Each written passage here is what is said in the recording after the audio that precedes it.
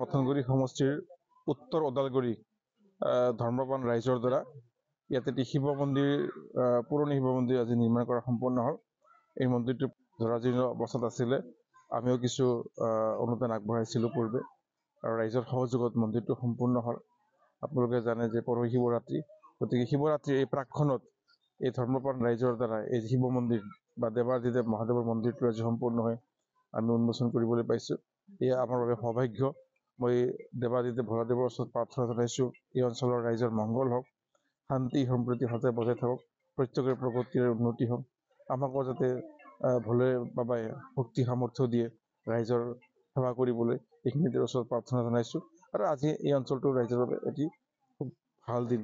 পথনগুৰি সমষ্টিৰ উত্তৰ ওদালগুৰি ধৰ্মপ্ৰাণ ৰাইজৰ দ্বাৰা ইয়াতে এটি শিৱ মন্দিৰ পুৰণি শিৱ মন্দিৰ আজি নিৰ্মাণ কৰা সম্পূৰ্ণ হ'ল।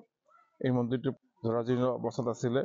আমিও কিছু অনুদান আগবঢ়াইছিলোঁ পূৰ্বে আৰু ৰাইজৰ সহযোগত মন্দিৰটো সম্পূৰ্ণ হ'ল।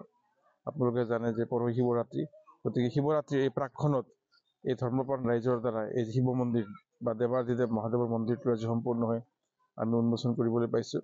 এয়া আমাৰ বাবে সৌভাগ্য। মই দেৱাদিদেৱ ভোলাদেৱৰ ওচৰত প্ৰাৰ্থনা জনাইছোঁ, এই অঞ্চলৰ ৰাইজৰ মংগল হওক, শান্তি সম্প্ৰীতি সদায় বজাই থাকক, প্ৰত্যেকৰে প্ৰগতিৰে উন্নতি হওক, আমাকো যাতে ভোলে বাবাই শক্তি সামৰ্থ্য দিয়ে ৰাইজৰ সেৱা কৰিবলৈ, এইখিনিতে ওচৰত প্ৰাৰ্থনা জনাইছোঁ। আৰু আজি এই অঞ্চলটোৰ ৰাইজৰ বাবে এটি খুব ভাল দিন। পথনগুৰি সমষ্টিৰ উত্তৰ ওদালগুৰি ধৰ্মপ্ৰাণ ৰাইজৰ দ্বাৰা ইয়াতে এটি শিৱ মন্দিৰ পুৰণি শিৱ মন্দিৰ আজি নিৰ্মাণ কৰা সম্পূৰ্ণ হ'ল। এই মন্দিৰটো জৰাজীৰ্ণ অৱস্থাত আছিলে। আমিও কিছু অনুদান আগবঢ়াইছিলোঁ পূৰ্বে আৰু ৰাইজৰ সহযোগত মন্দিৰটো সম্পূৰ্ণ হ'ল।